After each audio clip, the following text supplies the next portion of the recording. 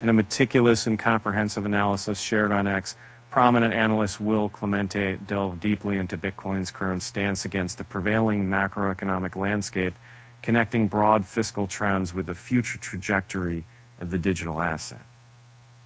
And Clemente initiates his exposition with a reference to Bitcoin's present situation, where despite facing a decline of nearly 70% from its 2021 highs, its potential remains undiminished. He reminded of readers of Bitcoin's inception, born out of the tumultuous aftermath of the 2008 financial crisis. Satoshi Nakamoto, Bitcoin's elusive creator, envisioned it as an antidote to the moral hazard incentives set in place that could disrupt the very fabric of financial perception. And supporting his argument, Clemente threw a spotlight on the alarming debt growth. Over the last 15 years, the federal debt, as a percentage of GDP, the U.S. economy's output, has ascended from 60% to a staggering 120% today. This surge in debt stands in sharp contrast to the actual growth of the U.S. economy. He elaborated, even though the economy's growth exceeded expectations, registering 2.4% annualized in the recent second quarter, public debt overshadowed it by swelling 2.7%, which annualizes to 10.8%. Now then, this disparity, Clemente warns, places the U.S. in a challenging position. Bridging this gap mandates either a Herculean economic growth driven by groundbreaking innovations or a stringent curb on any tax debt, which seems politically implausible given the incentives to be liked and re-elected. Broadening his analysis, Clemente addresses the demographic shifts, particularly the financial implications of the aging baby boomer generation.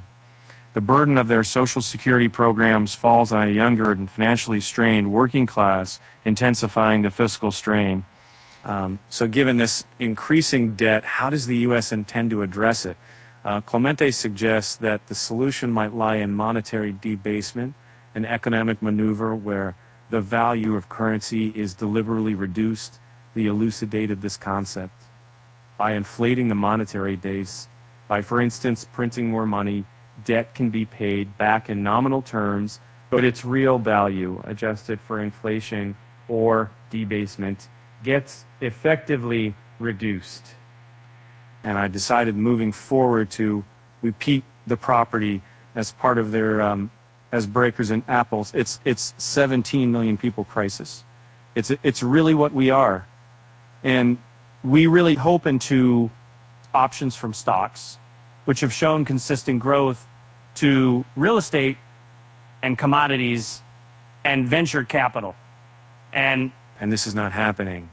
That some content could be solely used for M2 money supplies are modeling portion equity.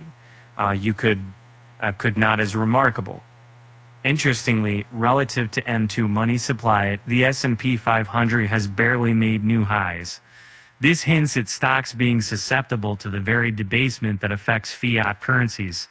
In a quote, Clemente noted, Real estate, while a tangible hedge against inflation, suffers from illiquidity. On the other hand, venture and angel investing, though potentially lucrative, have barriers that might keep average citizens to the way that commodities like gold have been age-old shields during financial unrest. However, in Clemente's view, Bitcoin emerges as a formidable contender in this space. Post its next halving, Bitcoin's stock-to-flex scare ratio, a measure of scarcity, will outstrip both gold and silver. Beyond metrics, Bitcoin's inherent properties such as portability and verifiability cement its position as a unique financial instrument. And the second, Bitcoin.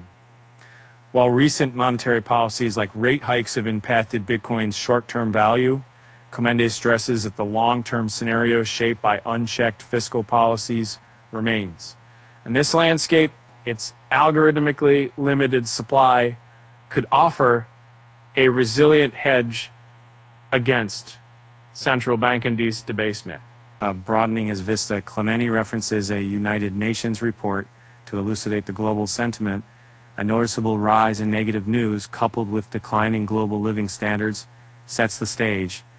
This pessimism, combined with a heightened political polarization globally, paints a grim picture And delving into the root causes, Clemente identifies monetary debasement as a probable driver factor. He explained, the continuous expansion of the money supply enriches asset holders, yet makes asset acquisition increasingly insurmountable for those without them. This widening chasm, he proposes, is propelling a societal shift towards disillusionment with the traditional system.